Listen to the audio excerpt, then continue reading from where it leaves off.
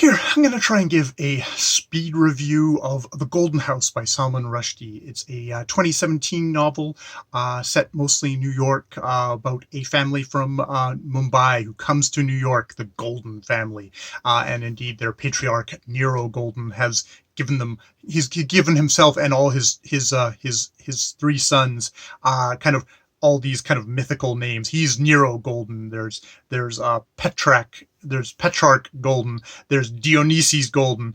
There's the middle guy who just kind of he probably is the most independent in that way, able to kind of reject his father's stuff. Just calls himself Abu. In this thing, and maybe that was even closer to his actual real name. This is all narrated by a Belgian, a American from Belgian parents, though the parents have been Americans themselves for a while. But and one of his parents has a mid-European accent, while the other one is very much just New Yorker kind of talk. And he is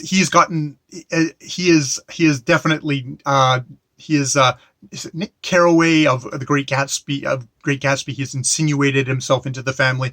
There's this Gldn park that all the houses in this very rich neighborhood kind of all share in common, and he gets himself immersed into the house. And as quickly as as I could think, The Great Gatsby, Rushdie was already layering on the Gatsby references as well as a bazillion other ones, because Rushdie is all about just basically careening through language, from high to low literature, from movies to novels to poetry.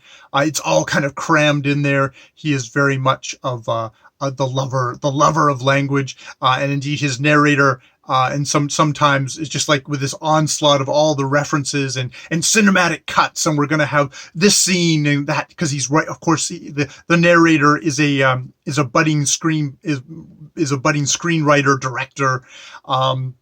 To kind of just try and capture all of this, and the rise of the great family, and the fall, and the doomed fates of all of his sons. The oldest son, a kind of autistic, on the spectrum at least, video game thing, who's agoraphobic, but does this amazing march around the island of Manhattan to kind of enclose that. The middle son, Abu, who is an artist who gets involved in kind of the Occupy movement, and is sort of like, is he a dilettante within that? Is he actually a political thing, or is he kind of scoring points? But he also loves to he does all these portraitures of the rich and wealthy. Especially he likes to have the women, the rich women, scantily clad or naked in their self-portraits, which are kind of scathing in their portraits, much like maybe Rushdie's savage little cartoons of everyone are savage but also vivid. And we've got Dionysius, who just goes by D by the end, who is gender fluid, is not quite sure of what their sexuality is. And Rushdie loves, even though you can see him kind of saying, I'm like a dinosaur in this age where people are kind of rejecting all of the intellectualism. It's a world where being intellectual, having knowledge, is seen as a bad thing, and it's like, no, this is the great stuff that lifts us up.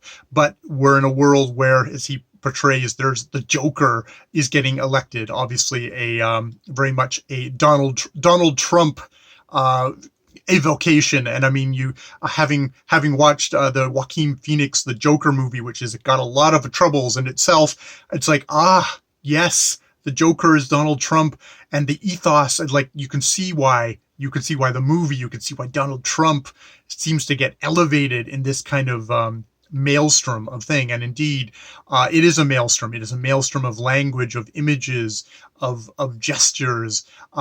it's the book is slightly disappointing by the end, just because the reveal of kind of the family's past, of Nero's past, of past crimes, doesn't really seem that surprising by the end. It doesn't seem that shocking. And it doesn't even seem that pathetic, that pathetic at the end. Wow, this is just like, it's an amazing word fest, amazing kind of cultural jam.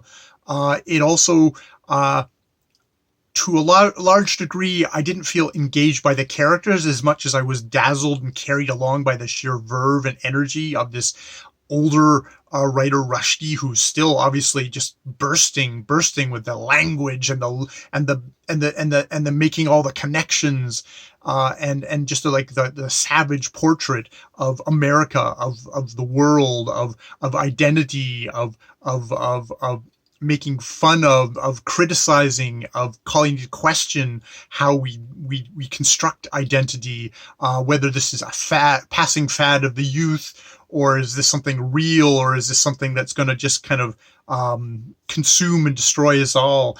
So it is I was never bored. I was never sometimes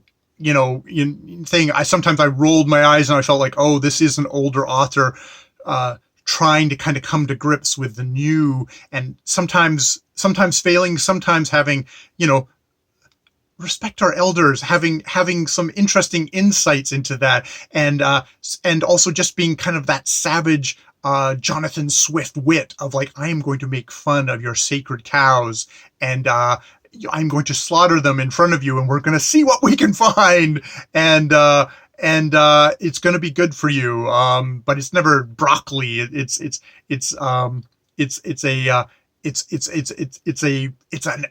uncle who, older uncle who is witty and maybe not as wise quite as he thinks he is, or who the youth just fail to connect with on that side.